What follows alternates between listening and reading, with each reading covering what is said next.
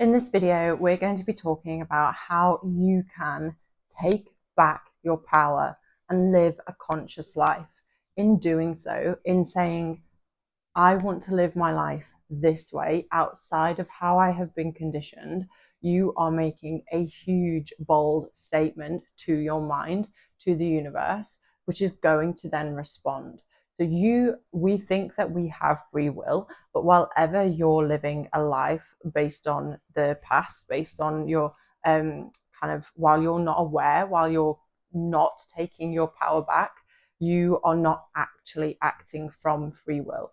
So you get more and more free will the more you work with the unconscious mind, the more you take back your power, the more you take back your energy, that until you're aware of it, you're leaking energy. Imagine yourself as this power bank that has energy flowing through, right? So we're like material beings, matter, right?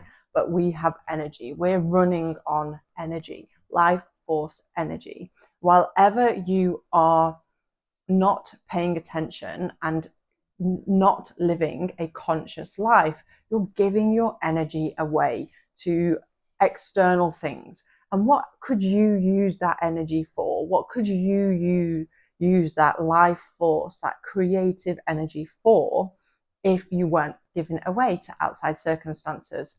So first, in order to take your power back and begin to kind of fill up your power bank, that is your being, not just your physical body, but your mind, your entire infinite being, in order to begin to take your power bank and take your power back and live from this really, really space of free flowing, abundant energy, you need to begin to notice actually where you're leaking energy, where you're giving your power away. Some ways that you could be doing this is by like have a look at the triggers in your life. A great way to become aware is by look at what's triggering you, who's triggering you, the situations, the challenges, and maybe reflect on those. Like, where am I giving my power away to this person? Where am I giving my power away to this situation? Maybe you're in a job that you just really can't stand, and you've been there for a certain amount of time and you're ready to leave. You're ready to move on, but you maybe can't yet. So how much of your energy are you giving away to just being in a job that you actually don't want to be in? Like the worrying thoughts of, I have to go to work tomorrow, or the drive home where you're like, oh, another day is over, where this energy isn't kind of this vibrant, full, like bursting, joyful energy that is available to you. So where are you giving your power away or your energy away in that circumstance? So then also, like, by ruminating in emotion or feelings that maybe aren't serving you, stories. So going over and over in your mind about things that aren't true.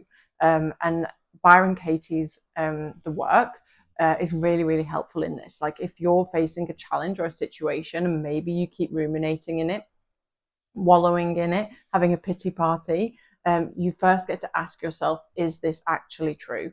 And you get to do self-inquiry into the situation to learn how you can take your power back in this certain situation. Because most of the time, our minds are telling us stories that aren't actually true to back up a belief that we have. And this is where, like, you get to go deeper. It's not just worrying about a certain situation that's leaking your energy. It's not just feeling sad that's leaking your energy. Like, sad is a valid emotion, a valid feeling. It's still energy. But most people are truly giving their energy away by not being aware of the programming that runs them. So another way is by going against your intuition. So back to the job situation, you know that in your very, very deepest self, that job isn't for you and that you need to leave. But whenever you go against your intuition, you're giving your power away, because your intuition wants to guide you to your highest alignment, but your small self is going against it. So that's another way you're giving away, is giving away your energy, is by staying in the small self, staying in the comfortable known, rather than daring to be brave and courageous and go for the highest path that is available to you. And then to take it all a level deeper, like I'm talking about the unconscious mind and what the conditioning that runs your programming. So you're giving your energy away while ever you're projecting your shadow onto somebody else, onto a situation. So while ever you're projecting parts of yourself, the light and the dark. So most people think that the shadow is just made up of the dark parts that we're rejecting. Dark meaning not being bad, right? There's light and dark in everything, that we live in a universe of polarity. But also by projecting your light out there, your golden shadow out into the world, those people that you admire and you think, oh, that's not for me, but you're seeing those qualities in that person because it actually is you. So one huge way that you can begin to take your power back is by understanding that everybody is showing you something about yourself. Until you're aware of it, you're projecting a part of yourself onto people around you. And you're seeing your perception of them rather than who they truly are. And this will take up a massive amount of energy unconsciously while ever you're not aware of it. So a couple of other ways are like not being true to your boundaries, but again, that comes under the intuition. Like, you know your boundaries, you know what's right for you, so you stay to them.